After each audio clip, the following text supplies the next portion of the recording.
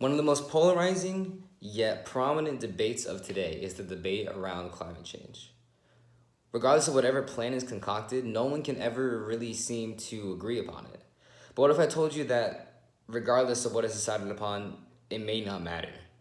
Alec Jaw of The Guardian said it best when saying, quote, nuclear weapons pose the single biggest threat to the Earth's environment, end quote. The evidence to support this claim comes from the research of Professor Richard Turco of UCLA. In the 1980s, Professor Turco and his colleague Professor Robuck led a team of researchers in order to have a more concrete understanding of the after effects of a possible nuclear war. So how did Turco and his team conduct their research? Well, combining previous known knowledge and information from the data gathered from previous atom bomb explosions, the research team was able to simulate an exchange between 100 total nuclear warheads. Each of these nuclear warheads were about the size of the bomb that hit Hiroshima, which was about 15 kilotons. Switching their impact zones around the Earth yielded mass destruction, and the destruction put forth environmental effects that would not be able to be reversed for at least a decade. In fact, during their simulation, they found that India and Pakistan would face casualties and fatalities of 12 million and 9 million respectively, and the UK would face almost 3 million deaths. But that's not even the worst of it.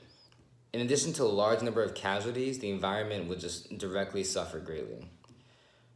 The simulated scenarios containing an exchange of 100 warheads told researchers that a large fiery blaze would yield black sooty smoke. The soot would cover the atmosphere and would block the sun from being able to hit the earth. The ozone layer would deplete between 40 and 70%, and sunlight would be blocked off, meaning that the Earth's surface would experience rapid cooling.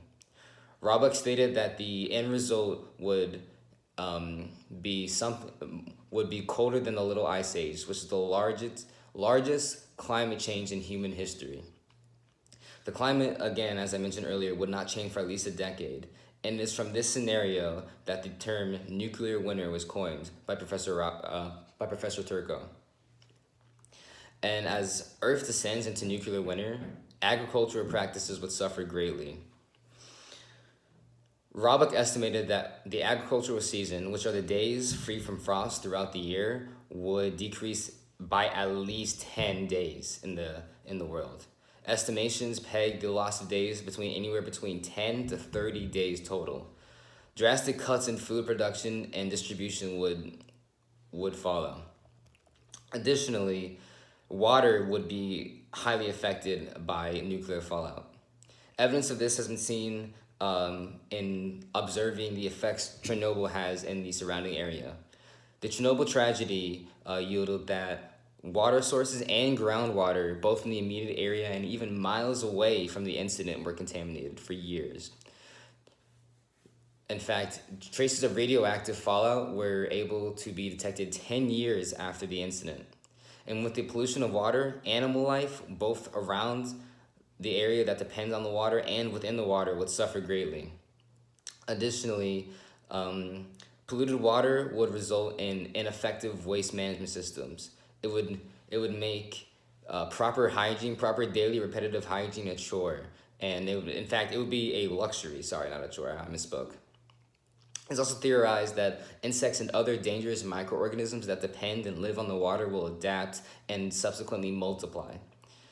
Poor hygiene and more insects can lead to the development and the spread of deadly contagious diseases. And in fact, many diseases are actually waterborne.